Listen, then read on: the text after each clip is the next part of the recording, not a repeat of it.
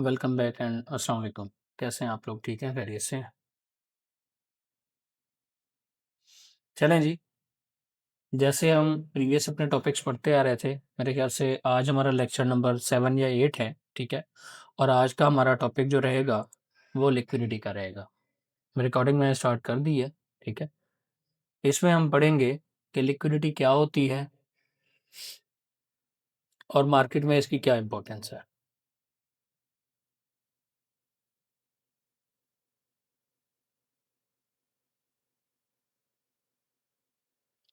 कोई बच्चा जिन्होंने पहले पढ़ा हुआ है ये, तो कोई बच्चा अगर मुझे बताना चाहे कि जी लिक्विडिटी क्या होती है, कोई थोड़ा बहुत एक्सप्लेन करना चाहे तो मुझे बता सकता है। क्या कोई बच्चा बता सकता है कि लिक्विडिटी क्या होती है?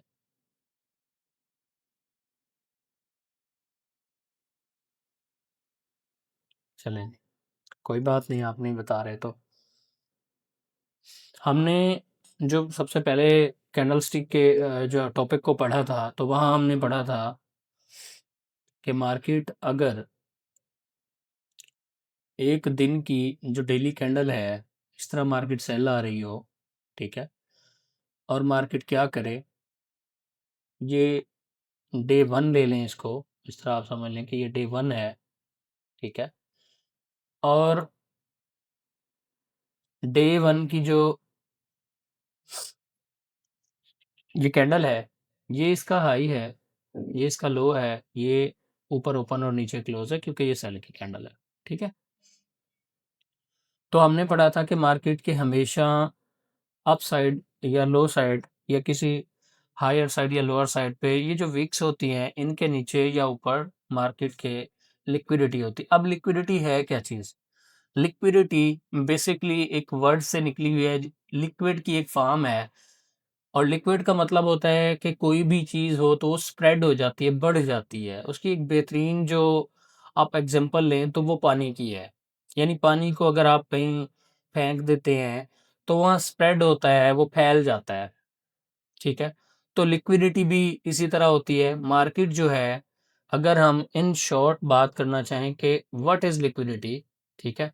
तो मैं आपको बताना चाहूँगा कि लिक्विडिटी जो होती है वो मार्केट का ड्राइवन फ्यूल होती है, ठीक है? Driven fuel of the market, यानी मार्केट का जो जिसको चलाने के लिए मार्केट को चलाने के लिए जो फ्यूल रिक्वायर्ड होता है उसको लिक्विडिटी कहते हैं, ठीक है? आप इसको ड्राइवन फ्यूल भी कह सकते हैं, आप इसको बैकबोन भी कह सकते हैं, कुछ भी कह सकते हैं। मतलब लिक्विडिटी एक ऐसी चीज़ है कि अगर ये मार्केट में ना हो, ठीक है, तो मार्केट इसके बगैर चल ही नहीं सकती। हाँ, वो मार्केट की अपनी मर्ज़ी है कि वो इसके बगैर चाहे जितनी अरसा चलती रहे, तो वो एक अलग कंसेप्ट है।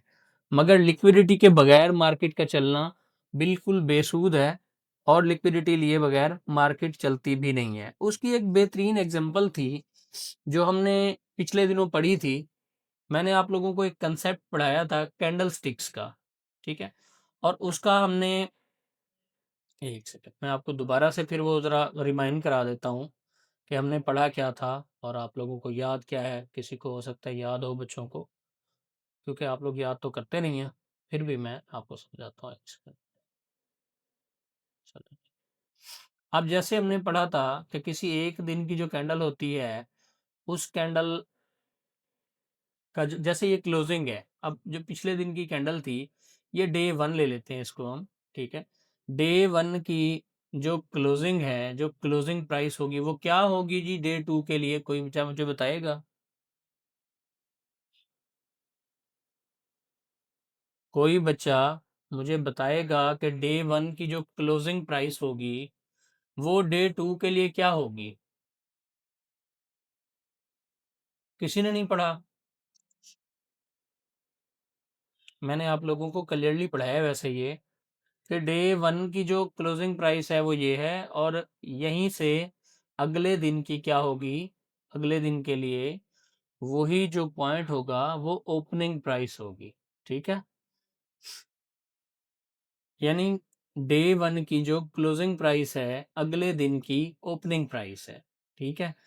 और इस तरह हमने एक ज़िक्र किया था, जब हम कैंडलस्टिक की थ्योरी पढ़ रहे थे तो हमने ज़िक्र किया था कि मार्क हुमा था जो जो बेसिकली राइस का ट्रेडर था, वो किस तरह इस चीज़ को अलाइन करता था और उसके साथ किस तरह चीज़ों को लेके चलता था, उसको आइडिया हो जाता था कि यार अगर आज का दिन इस तरह क्लोज हुआ है तो कल चांसेस हैं कि मार्केट क्या करे, मार्केट कल सारा दिन उस डायरेक्शन में जाएगी जिस डायरेक्शन में क्लोजिंग हुई है। ठीक है, अब हमने जो पढ़ा, अब एक डे थ्री भी जो है ना, अब यहाँ 2 दिन हो गया तो अब डे थ्री को हम ले आते हैं। फॉर एग्जाम्पल डे टू का जो लो है, डे वन का जो लो है, सॉरी, वो यहाँ पे मैं इसको लिख लेता हूँ। मैंने उस दिन प्राइसेस भी लिखी थी, आज आप लोगों के लिए फिर लिख देता हूँ मैं, ताकि आप लोगों को ये समझने में आसानी हो। अगर ये प्राइस फॉर एग्जांपल 90 रुपीस थी, RS90 ले लें इसको, ठीक है, और इस हिसाब से अगर हम ऊपर जाएं तो ये जो क्लोजिंग प्राइस है, ये क्लोजिंग प्राइस क्या होगी, ये इससे अबव होगी, 95 होगी। ठीक है, और अगर इससे हम ऊपर चले जाते हैं जो कि इसकी ओपनिंग प्राइस है, ठीक है, वो क्या हो जाएगी, वो इससे अबव होगी, हो सकता है 105 हो। ठीक है, तो अब हमारे पास इसका फिर हाई भी ले लेते हैं। ओपन हाई लो क्लोज हमने पढ़ा था कैंडल स्टिक की फॉर्म में, जिन बच्चों ने पढ़ा था उनको याद होगा, अगर नहीं पढ़ा तो फिर ये आप याद करते जाएं। मैं इसीलिए कहता हूँ कि नोट्स वगैरह बनाया करें और याद रखा करें। अब जब मैं पूछता हूँ तो आप बच्चों में से किसी को भी कुछ पता नहीं चल रहा कि जी मैं क्या पढ़ा रहा हूँ या क्या आपने पढ़ा है। ये 115 ले लेते हैं या 110 ले लेते हैं।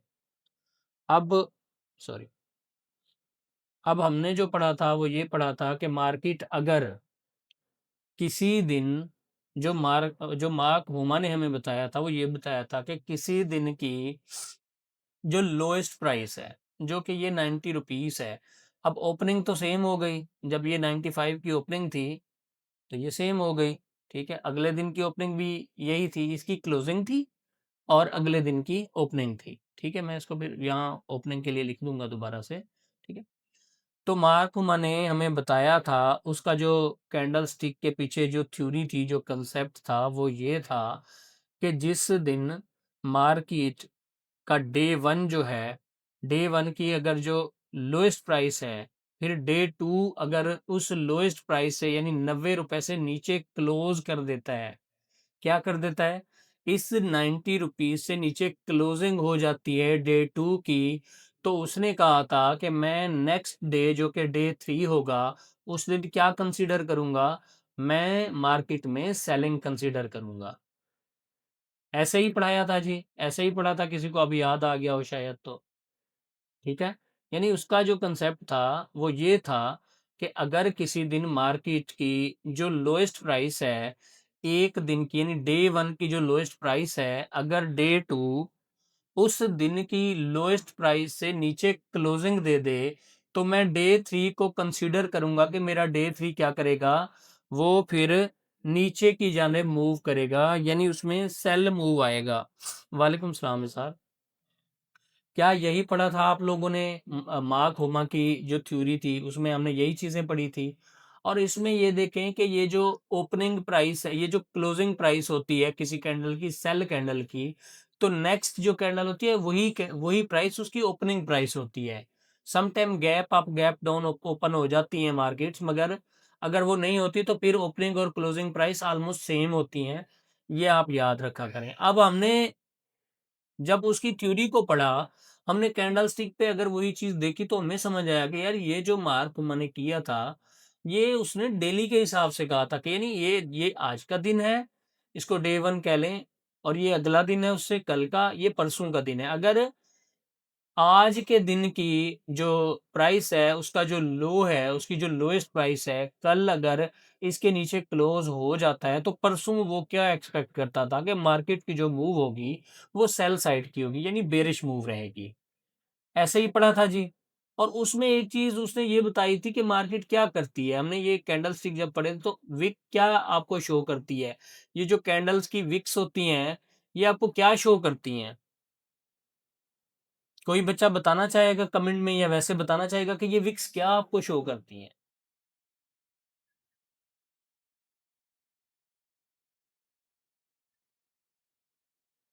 हम्म हम्म हम्म अच्छा जी, जब भी हम ये देखते हैं कि ये कैंडल है, इसकी जो बॉडी है, बॉडी हमेशा आपको बताती है कि ये जो बॉडी है, ये जो बॉडी का एरिया है, इसके अंदर रियल ऑर्डर्स थे और जो विक्स हैं, वो मैनिपुलेशन शो करती हैं, ठीक है? कि जितनी भी विक्स होती हैं, इसमें मैनिपुलेशन होती है और ये जो बॉडी है, ये रियल ऑर्डर्स को शो करती है कि यानी इस टाइम फ्रेम के हिसाब से मार्केट ने ये जो बॉडी बना रखी है, इस टाइम फ्रेम के हिसाब से, ठीक है? वो जो है हमें बताती है कि यहाँ पे इस एरिया में ये जो बॉडी है इसमें रियल ऑर्डर्स थे और ये जो विक्स हैं ये मैनिपुलेशन शो करती है। ठीक है जी। अब ये तो सेल का केस हो गया, ठीक है? इसको अगर इसी कांसेप्ट को हम अलाइन करें तो इसको डेली बायस के नाम से जानते जाना जाता है। इसको डेली बायस कहते होते हैं कि डेली बायस एक बच्चे ने पूछा भी था आज शायद कि डेली बायस क्या होता है? और इसको मोस्टली हम लिक्विडिटी के तौर पे यूज़ करते हैं। आपने अक्सर सुना होगा कि आप प्रीवियस डे का हाई मार्क कर लें और लो मार्क कर लें, वहाँ पे लिक्विडिटी होती है। सुना होगा, सुना है ना आपने जी? मैं भी बताता हूँ, आपने कहीं और भी पढ़ा होगा।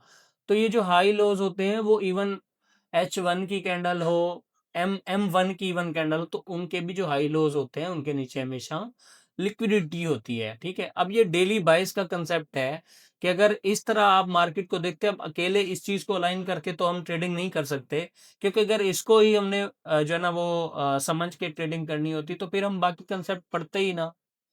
ये हम मोस्टली कोशिश करते हैं कि मार्केट में जितनी भी चीज़ों को अलाइन करें, कर लें ताकि हमारे जो ट्रेड की प्रोबेबिलिटी है, वो ज़्यादा से ज़्यादा एक्यूरेट हो जाए। उसकी एक्यूरेसी जो है वो ज़्यादा से ज़्यादा रहे। ठीक है? तो उसके लिए ये जो कांसेप्ट है ये आप डेली टाइम फ्रेम के हिसाब से इसको देख सकते हैं और ये जो हाई लो पे ऑर्डर्स की बात या लिक्विडिटी की बात होती है, वो अभी मैं फिर आपको समझाता हूँ। ठीक है? इसी तरह अगर इस चार्ट को मैं यहाँ से फिर दूसरी साइड पे मूव कर जाऊँ, ठीक है? अगर मैं इसको बाई साइड के लिए ले जाऊँ, तो फिर हम इसको इस तरह देख लेंगे कि मार्केट क्या करे, यहाँ पे इसको इन्वर्ट कर देते हैं। ठीक है जी। हाँ, बल्कि इसको इन्वर्ट ही कर देते हैं और इसका कलर जो है मैं ग्रीन कर देता हूँ आपके लिए। ठीक है? यानी मार्केट ने मार्क-वुमा के थ्योरी के मुताबिक हमें ये बताया कि मार्केट जब एक दिन ओपन होती है, वो पिछले दिन की क्लोजिंग प्राइस से ओपन हुई और फिर उस ओपनिंग के बाद मार्केट ने क्या किया, नीचे मैनिपुलेट किया और मैनिपुलेशन के बाद फिर उसके ऊपर जाके closing they the previous day के ऊपर। अब फिर नेक्स्ट डे की कैंडल उसके क्लोज से ओपन होगी, मैनिपुलेट करेगी और ऊपर चली जाएगी। हो सकता है ये इस तरह ना भी जाए, हो सकता है ये इस तरह आ जाए। ठीक है? अगर कभी किसी दिन हम ये देखें, मार्केट में हमारी ऑब्जर्वेशन ये है कि किसी दिन मार्केट के जो प्रीवियस डे का कैंडल था, यार इज़हार म्यूट कर लें खुद को। प्रीवियस डे का जो हाई था, अगर उसके इनसाइड कैंडल की बॉडी क्लोज हो जाए, ठीक है? तो उससे अगले दिन हम एक्सपेक्ट करते हैं कि मार्केट क्या करेगी? मार्केट जो है वो सेल मूव देगी। ठीक है? उससे अगले दिन हम क्या एक्सपेक्ट करते हैं कि मार्केट आज क्या करेगी? आज मार्केट यहाँ से फिर सेल मूव देगी। ठीक है? तो यहाँ देखें, मार्केट फिर इस तरह आपको काम करते हुए नज़र भी आएगी कि मार्केट क्या करेगी? ओपन होगी और फिर मैनिपुलेशन करेगी, उसके बाद नीचे आ जाएगी। ठीक है? इसको डेली बायस के नाम से जाना जाता है। ठीक है? डेली बायस कहा जाता है इसको। इसकी हम लास्ट में एग्ज़ाम्पल्स भी देख लेंगे। ठीक है? क्या यहाँ तक जो आप लोगों को बताई गई है बात आपके माइंड में बैठी है, आप लोगों को समझ आई है? जी।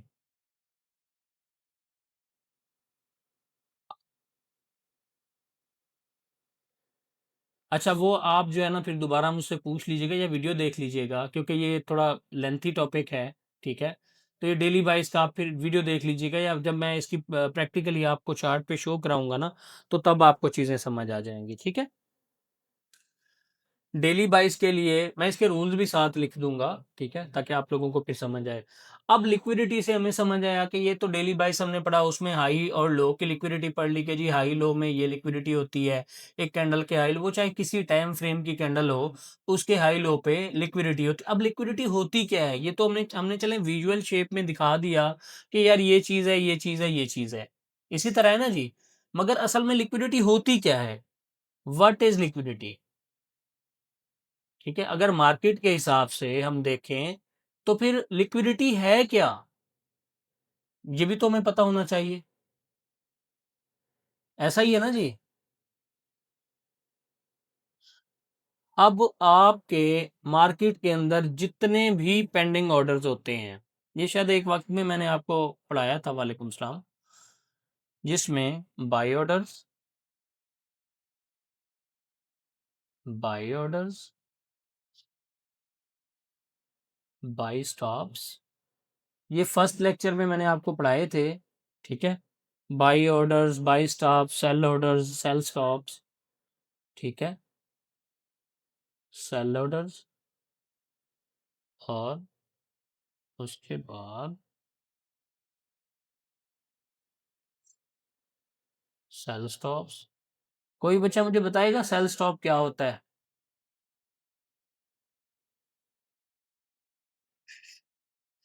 जी जी, आप मुझे बताएं कि सेल सेल ऑर्डर क्या होता है, सेल स्टॉप क्या होता है, सॉरी।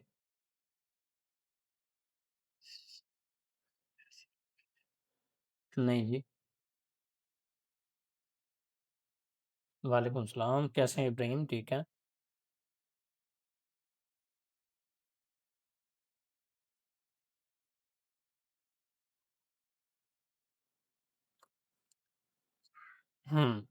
बिल्कुल ठीक है। अच्छा जी, हमने जो पढ़ा था उसमें ये पढ़ा था कि मार्केट के अंदर जितने भी ऑर्डर्स की टाइप होती है, ठीक है, जितने भी ऑर्डर्स होते हैं, जी बिल्कुल, पेंडिंग ऑर्डर्स कह सकते हैं आप इनको, या आप इनको ओपन ऑर्डर कह सकते हैं। ठीक है, पेंडिंग,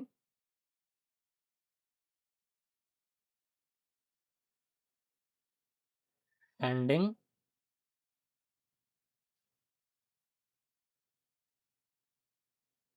पेंडिंग, या फिर आप इनको ओपन ऑर्डर्स कह सकते हैं। ठीक है, अब ये होते क्या हैं, ये आप पहले पढ़ चुके हैं, मगर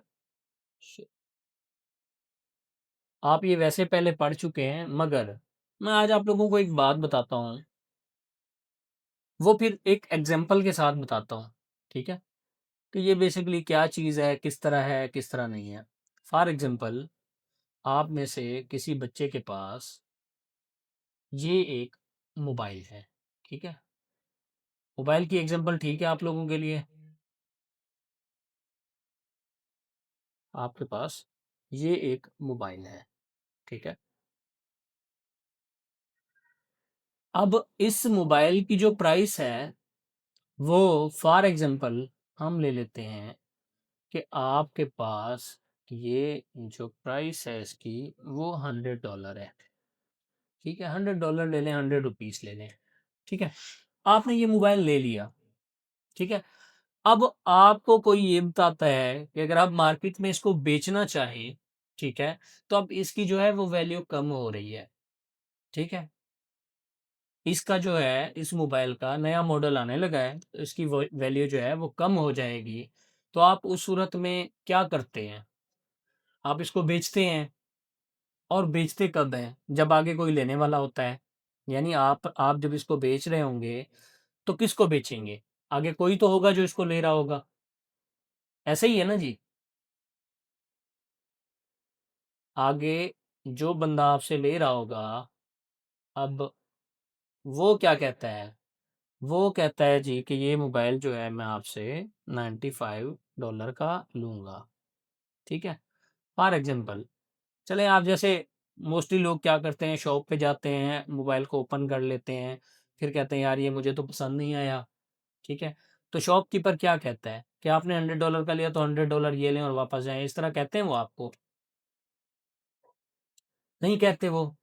वो कहते हैं जी ये तो डब्बा पैक था, आपने खोल दिया, अब तो इसका रेट गिर गया, अब तो मैं इस कीमत पे आपसे नहीं लूँगा। तो उस सूरत में आपके पास क्या ऑप्शन होता है? या तो आप उसको होल्ड कर लें, खुद रख लें, या फिर उसको आप जो है जिस कीमत पे लिया था, उससे कम प्राइस पे बेच दें। ठीक है? एक कंडीशन ये हो गई। अब दूसरी कंडीशन क्या है?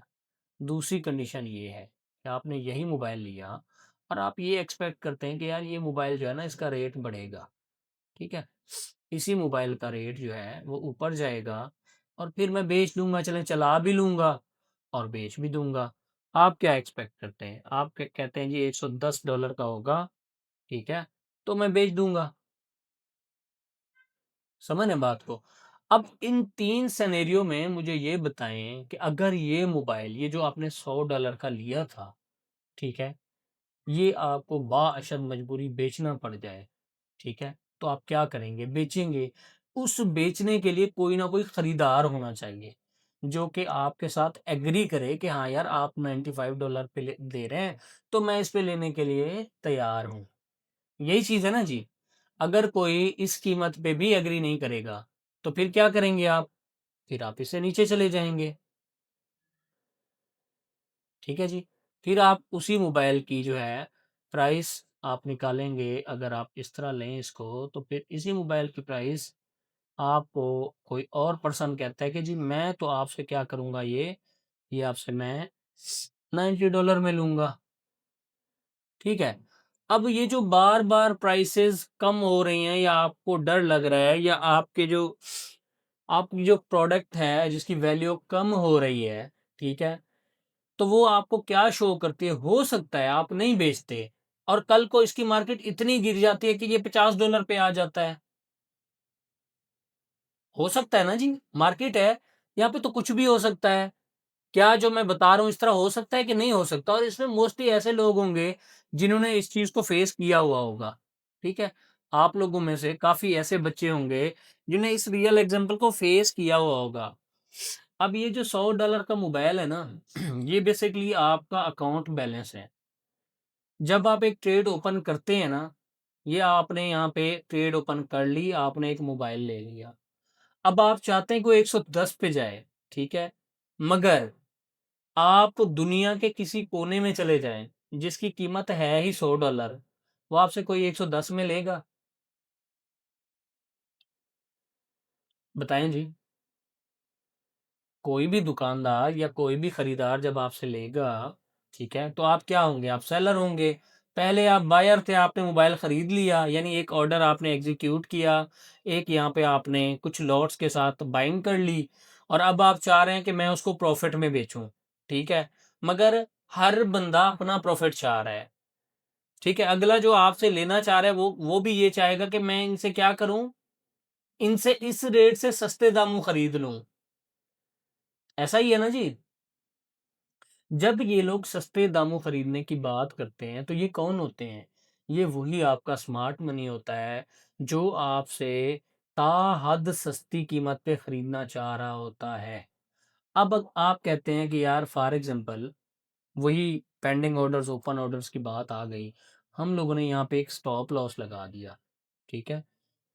ये स्टॉप लॉस जिसको आप एसएल के नाम से जानते हैं, ठीक है? अब ये जो स्टॉप लॉस आपने लगाया है कि जी मैं क्या करूँगा, मैक्सिमम इस रेट पे सेल कर दूँगा, ठीक है? जब आपने ये स्टॉप लॉस लगा दिया, तो क्या कोई आपसे इस रेट पे बाई कर लेगा फिर? बताएँ? कोई नहीं ना करेगा जी भाई। जब आपका स्टॉप लॉस लगा हुआ है, उनके पास डेटा है, उनके पास एल्गोरिदम्स हैं, और वो सबसे बेहतरीन प्लेयर है मार्केट के स्मार्ट मनी, तो वो तो चाहेंगे कि आपका ये स्टॉप लॉस हिट करें और आपसे $90 में खरीद लें। ठीक है? और फिर वो मार्केट में, क्योंकि उनके पास ज़्यादा क्वांटिटी में यही मोबाइल होंगे, शॉर्टेज हो जाएगी मार्केट में। जब वो ज़्यादा से ज़्यादा ले लेंगे सस्ते में, तो शॉर्टेज हो जाएगी और यही मोबाइल वो 110 में जाके बेच देंगे। ठीक है? तो ये वो पेंडिंग ऑर्डर्स होते हैं या ओपन ऑर्डर्स होते हैं, जब आप एक ऑर्डर बाई करते हैं किसी भी एसेट को, जी, जी, लोएस्ट प्राइस में, बिल्कुल, वो आपसे लोएस्ट प्राइस में बाई कर, अगर आप ये नहीं बेचते $90 में, हो सकता है वो $50 पे चला जाए, हो सकता है वो $30 पे चला जाए, तो आपके मोबाइल की प्राइस कम हो सकती है। ठीक है? इसीलिए अब कहते हैं स्टॉप लॉस लगा दो, स्टॉप लॉस लगा दिया, इससे मोस्टली ब्रोकर्स वगैरह और उनको पता होता है कि आपका स्टॉप लॉस कहाँ लगा है। ठीक है? और वो मोस्टली उसको चेज़ करते हैं, उसको आके उसको हिट करते हैं और उसके बाद मार्केट आपके डायरेक्शन में ऊपर चली जाती है। ये चीज़ आप लोगों ने अक्सर नोट की होगी। ठीक है? तो जिस पॉइंट पे आपका स्टॉप लॉस है, ठीक है? जिस पॉइंट पे आपका ये स्टॉप लॉस है, यही पॉइंट उनका सबसे पसंदीदा तरीन पॉइंट होता है। ठीक है? खरीदारी के लिए। जहाँ पे आप थक जाते हैं, एंग्ज़ायटी का शिकार हो जाते हैं, डिप्रेस्ड हो जाते हैं, कि यार मैं तो थक गया हूँ, अब मैं तो घर जाना है, मेरे और काम-काज हैं, तो मैं कितनी देर मार्केट में खड़ा रहूँगा, मार्केट शाम को 5 बजे बंद भी हो जाएगी।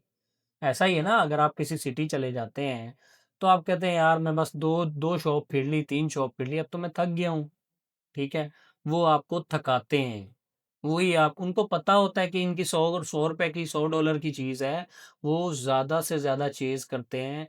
मोस्टली मोबाइलों के केस में आपने देखा भी होगा, जब आप कहते हैं हाँ जी, किसी के साथ डील हो गई 30,000 में, अब वो क्या करते हैं, जब डील फाइनल हो हाँ, यार इसका तो ये स्पीकर खराब है, ये देखो ना ये स्क्रैच लगा हुआ है ज़रा ना, मैं 2,000 और भी नहीं दूँगा।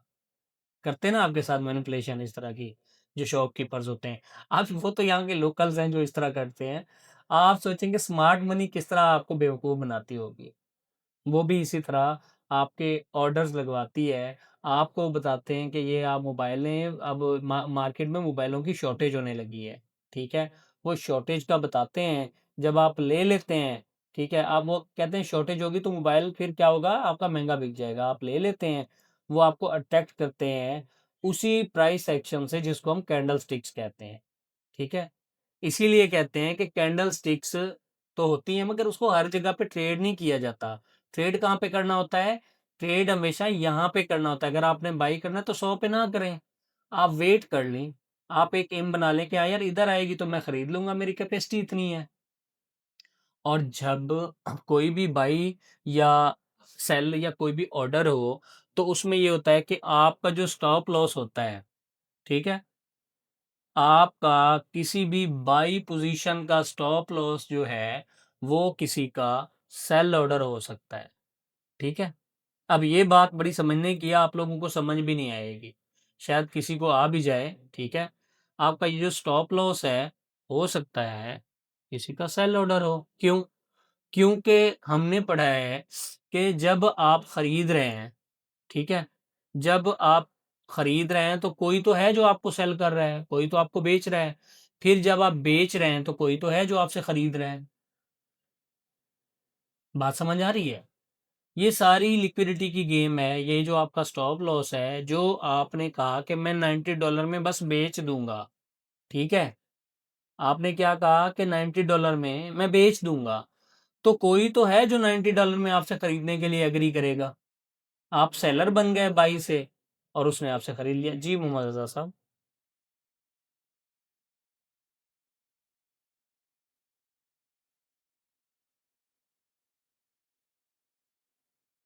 तो यहाँ तक हम लोगों को ये समझ आ गया कि यार लिक्विडिटी में किस तरह गेम होती है, किस तरह हमें मैनिपुलेट किया जाता है और सबसे लोएस्ट प्राइस पे लेके फिर स्मार्ट मनी अपनी असल डायरेक्शन में मूव करती है, ठीक है? और फिर वो क्या करेंगे, यहाँ से आपसे लेके अब जाके ऊपर कहीं इधर जाके फिर सेल करेंगे और आपको जब वो आपके साथ ये कर रहे होंगे, आपको पता भी नहीं चल रहा होगा, ठीक है? यानी कैंडल स्टिक की फॉर्म में भी अगर आप देखें, ठीक है? जब वो यहाँ से खरीद चुके होंगे ना, ठीक है? फिर वो क्या करेंगे, क्योंकि टोटल सप्लाई उनके पास होगी। इस करंट टाइम फ्रेम की या इस टाइम फ्रेम पे जो वॉल्यूम था, वो सारे का सारा मोस्टली उनके पास होगा, ठीक है? तो फिर क्या होगा? फिर मार्केट में शॉर्टेज हो जाएगी मोबाइल्स की। फिर वो ऊपर ले जाके अपनी मर्ज़ी के रेट के मुताबिक वही मोबाइल बेचेंगे जो जो आपने 100 का लिया, किसी ने आपसे 90 का लिया, किसी ने फिर जो है ना 95 का लिया और फिर वही जाके 110 पे बेच रहे होंगे। तो एसेट्स का इस तरह होता है कि वो जो करेंसी पेयर्स वग़ैरह होते हैं या कमोडिटीज़ हैं, जिनको हम बाई या सेल करते हैं, तो वो इस तरह मार्केट में वर्क करते हैं कि आप एक जगह बाई करते हैं, ठीक है? तो कोई ना कोई वहाँ मौजूद होता है सेल करने के लिए। फॉर एग्ज़ाम्पल एक ही मार्केट है, एक ही चार्ट है, एक ही प्राइस एक्शन है, एक ही वॉल्यूम स्प्रेड एनालिसिस है, यानी सारा प्राइस का बिहेवियर भी सेम है, ठीक है? फिर हम फँसते क्यों हैं? सवाल तो ये है कि जब मार्केट एक है, हर चीज़ उसी तरह से शुरू से वर्क करती आ रही है, तो हम क्यों फँस रहे हैं? हमारे पास एक्नॉलेजमेंट नहीं है, हमारे पास नॉलेज नहीं है। हमें अंदाज़ा नहीं है कि हमने कहाँ पे खरीदना है, कहाँ पे हम अच्छे खरीदार हो सकते हैं और कहाँ पे हम अच्छे सेलर हो सकते हैं, हमें इस चीज़ का नहीं पता। अगर हम इस चीज़ को सीख के करें, तो फिर हो सकता है कि हम ये वाले जो फुटप्रिंट्स हैं उनके, ये कैच करें, और कल को कोई ऐसा बच्चा भी हो जो स्मार्ट मनी के साथ ही यहाँ से बाइंग कर रहा हो, लोगों को तका के रिटेलर्स को यहाँ से बाइंग करे और उन्हीं के साथ ही उनकी डायरेक्शन में जाके सेल कर रहा हो जहाँ पे वो सेल करते हैं। ठीक है? क्या यहाँ तक आप लोगों को लिक्विडिटी का कुछ जो है वो कंसेप्ट समझ आया?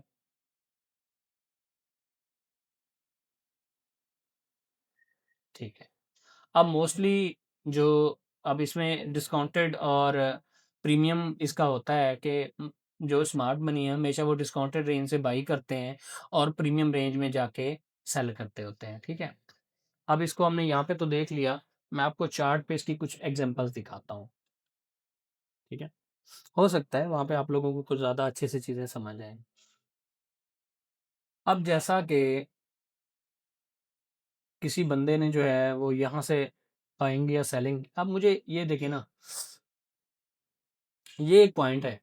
ठीक है? इस पॉइंट से आप क्या समझते हैं, ये क्या है? ये विक है, तो विक क्या क्या ज़ाहिर करती है आपको? मैनिपुलेशन शो करती है, या फिर ये क्या करती है? ये यहाँ पे स्टॉप लॉसेस शो करती है। ठीक है?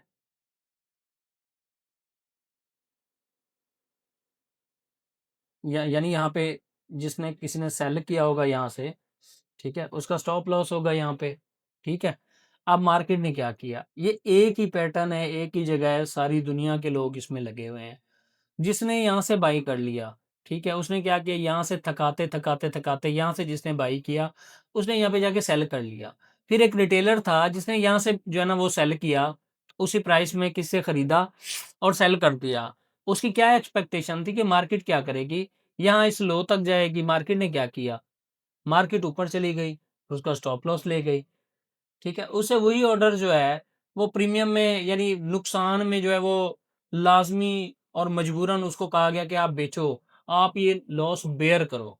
आपने एक्सेप्ट किया कि हाँ यार मेरा इतनी लॉस काफ़ी है, मैं इसको बेयर कर लूँगा। हर कैंडल्स के ऊपर-नीचे, या जिस तरह ये देखें हाई लोज़ है ना, अब जिन्होंने यहाँ से बाय किया था, फॉर एग्जांपल कोई है यहाँ पे, देखिए आप कैंडलस्टिक की फॉर्मेशन में काफ़ी सारी चीज़ें बन रही हैं। जैसे ये बुलिश इंगल्फिंग बन गई, ठीक है? उसके बाद अगर आप देखें तो यहाँ पे जाके फिर ये हैमर बन गया। ठीक है? किसी ने, कोई तो ऐसा होगा जिसने यहाँ से बाई किया होगा। जिसने यहाँ से बाई किया होगा, उसका स्टॉप लॉस कहाँ हो सकता है? आप में से कोई मुझे बताएगा? लाज़िम सी बात है, इस लो के नीचे होगा। ठीक है? इस लो के नीचे होगा। अब हो सकता है कि वो आप हों जिसका स्टॉप लॉस इस लो के नीचे हो, और हो सकता है आप इस मूव, हाँ जी, विक के नीचे या थोड़ा बहुत ऊपर-नीचे कह सकते हैं आप, इतनी ही फ़र्क होता है। ठीक है? हो सकता है आपने क्या समझा हो कि यार एक बंदे ने यहाँ से बाई कर लिया, उसका स्टॉप लॉस यहाँ पे है। ठीक है? अब आप इस तरह देखते हैं ना कि मार्केट ऊपर जा रही है, ठीक है? आप क्या करते हैं? आप फिर क्या करते हैं, ऊपर जाके इस जगह से बाइंग कर लेते हैं।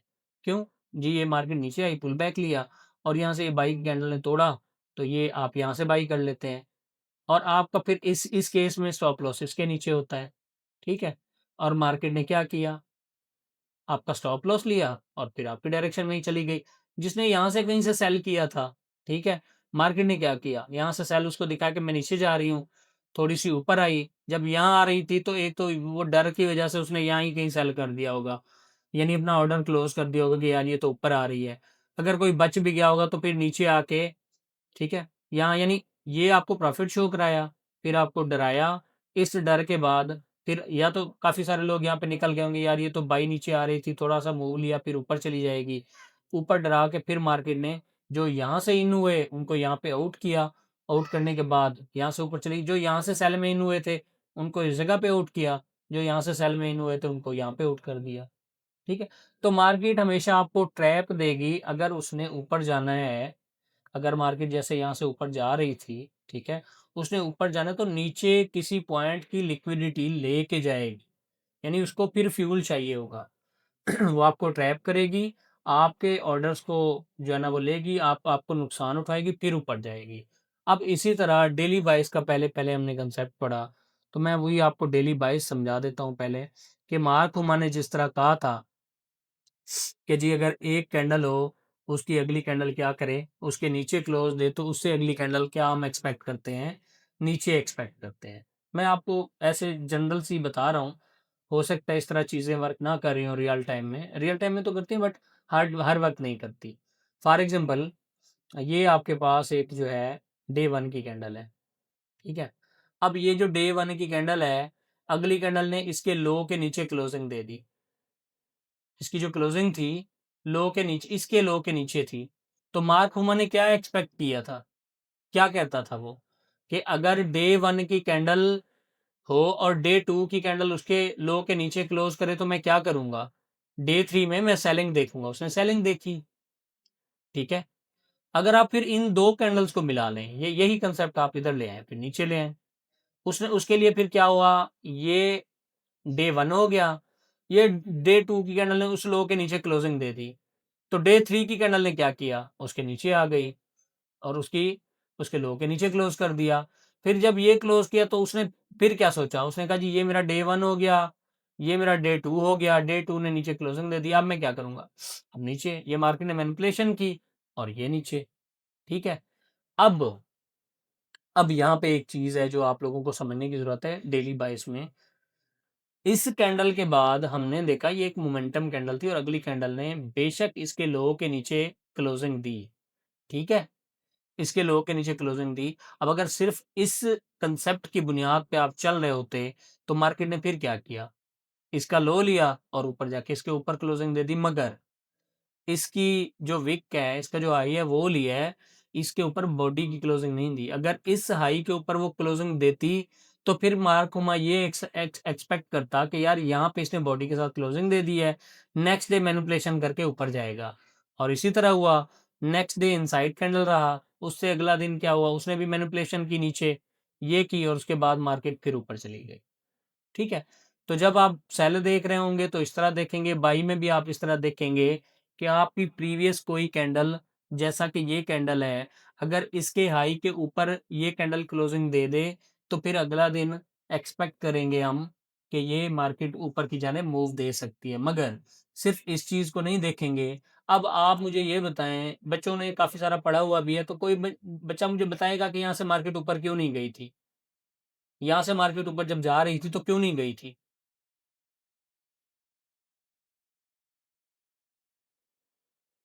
नहीं याद किसी को भी?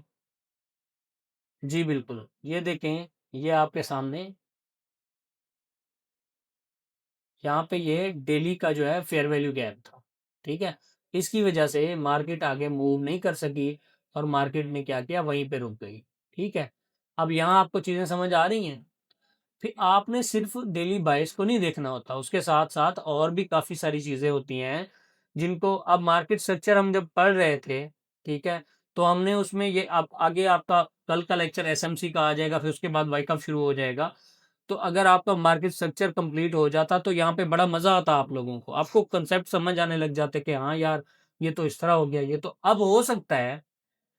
मैंने आपको काउंटर ट्रेंड पढ़ाना था, ठीक है, कि जो मार्केट स्ट्रक्चर का मेजर ट्रेंड होता है, उसके बाद काउंटर ट्रेंड मैंने पढ़ाना था, वो मैंने नहीं पढ़ाया आप लोगों को, ठीक है। वो मैं आपको बता भी रहा हूँ ओपनली कि मैंने नहीं पढ़ाया, और हो सकता है वो मैं ना पढ़ाऊँ, क्योंकि मुझे पीछे आपकी कोई जो है ना वो इम्प्रूवमेंट आप लोगों में नज़र नहीं आई कि आप लोगों ने कोई अच्छा काम किया हो मार्केट स्ट्रक्चर में।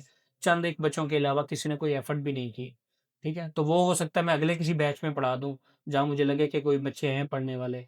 अब मैं पढ़ा रहा हूँ एक चीज़, आपको समझ ही नहीं आएगी, आप समझने की कोशिश ही नहीं करेंगे, तो उसमें मैं क्या पढ़ाऊँगा।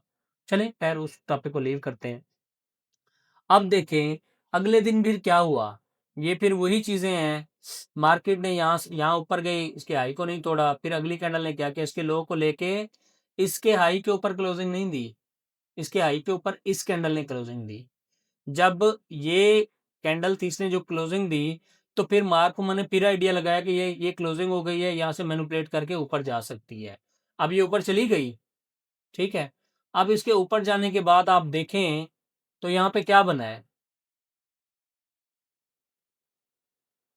ठीक है। मार्केट ने फिर क्या किया, मैंने क्या बताया कि मार्केट स्वीप करे और फिर उसके अंदर क्लोजिंग दे दे। म्यूट कर ले यार, अरसलान म्यूट कर ले। जब मार्केट किसी दिन के हाई के ऊपर क्लोज ना करे, उसके इनसाइडर क्लोजिंग दे दे, तो फिर हम वेट करते हैं, यानी ये मदर कैंडल वाला कंसेप्ट आ जाता है फिर अगली कैंडल, 2 कैंडल उसके दरमियान रही, इसने इसका लो लिया मगर उसका हाई नहीं तोड़ा। उसके बाद मार्केट नीचे आती है, इस फेयर वैल्यू गैप में टैप किया और उसने इसका लो भी ले लिया और लो के बाद फिर हाई भी ले लिया, ठीक है। और इस कैंडल के बाद इस कैंडल ने जो है इसके अबव क्लोजिंग दे दी है, तो नेक्स्ट फिर हमने क्या एक्सपेक्ट करना था कि मार्केट क्या करेगी, ऊपर जाएगी, वो गई। और फिर यहाँ से देखें तो फिर मार्केट गिर गई। अब उसकी क्या रीज़न है, उसकी रीज़न फिर मैं आप लोगों को बता देता हूँ। ये देखें, ये फेयर वैल्यू गैप है, ठीक है। और ये फेयर वैल्यू गैप नहीं है, ये भी फेयर वैल्यू गैप नहीं था, ये भी नहीं है और ये भी नहीं है, ठीक है। क्योंकि फेयर वैल्यू गैप और चीज़ है, ये और चीज़ है, ये मैं आपको बता दूंगा अगले किसी लेक्चर में, ठीक है। आप इसको फेयर वैल्यू गैप कह सकते हैं मगर ये फेयर वैल्यू गैप नहीं, ये सी बी है, ये भी सी बी है और ये बी सी है, ठीक है। इसका एक और टॉपिक है, कंसेप्ट है, वो मैं कंप्लीट आपको पढ़ा दूंगा। तो क्या यहाँ से आपको डेली बाइस का कुछ अंदाजा हो गया है? चलें, अब इसके बाद जी जी बताएं।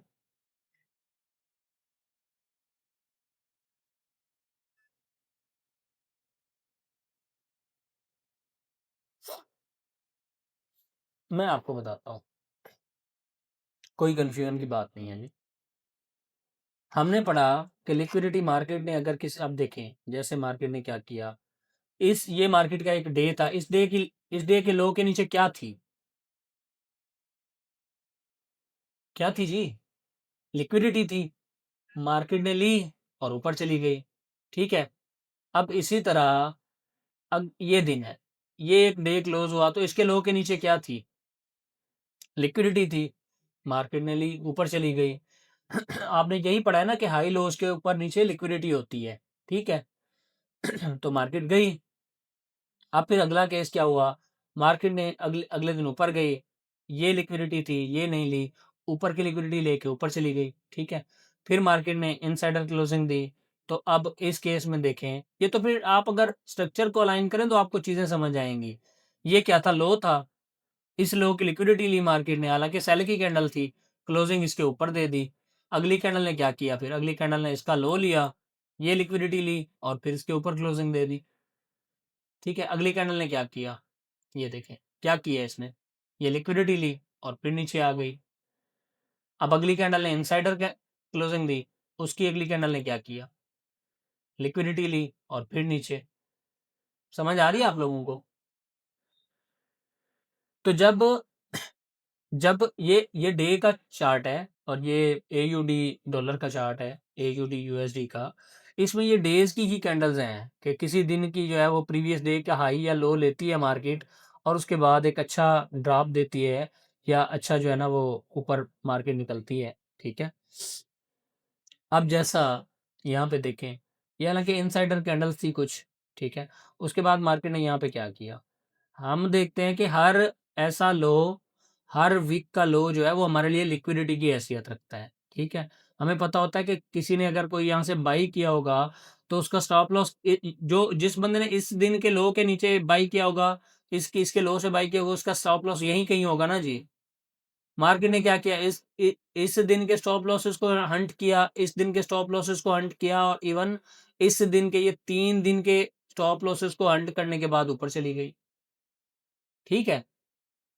तो ये होता है लिक्विडिटी। अगले दिन क्या हुआ, ये देखें, ये हंट की स्टॉप लॉस ऊपर चली गई। अब ये आज का दिन हो सकता है ये हाई पे क्लोज करे, अगर इसने प्रीवियस डे के हाई के ऊपर क्लोज कर दिया, यानी वो क्या है, इस हाई के ऊपर अगर मार्केट बॉडी से क्लोज कर दे, ठीक है, तो फिर नेक्स्ट डे जो होगा, कल का दिन अगर आज क्लोज करी, कल का दिन हम एक्सपेक्ट करेंगे कि मार्केट ऊपर जाए और फिर इस हाई की लिक्विडिटी ले ले, ठीक है, ये पॉसिबिलिटी रहेगी। और ये जो लिक्विडिटी होती है इसको ड्रा ऑन लिक्विडिटी कहते हैं, ठीक है। ये जो हम डेली 22 में देखते होते हैं, इसको ड्रा ऑन लिक्विडिटी कहते हैं। यानी मार्केट ने आज की जो है ना वो हाई के ऊपर क्लोजिंग दी, तो अगले दिन क्या करेगी, वो ऊपर जाएगी और किसी दूसरे दिन के हाई को स्वीप कर देगी, ठीक है। ये इस तरह वर्क, यानी फ्यूल मिलता रहेगा तो मार्केट चलती रहेगी। अब इसी तरह ये तो कैंडल्स के हाई लोज हो गए, हम सेशंस ओपन कर लेते हैं, ठीक है। ये देखें, यहाँ पे सेशन ओपन है आपके पास, मैं चार्ट ज़रा जो है ना वो कर देता हूँ। ये ट्रेडिंग सेशंस हैं, ठीक है।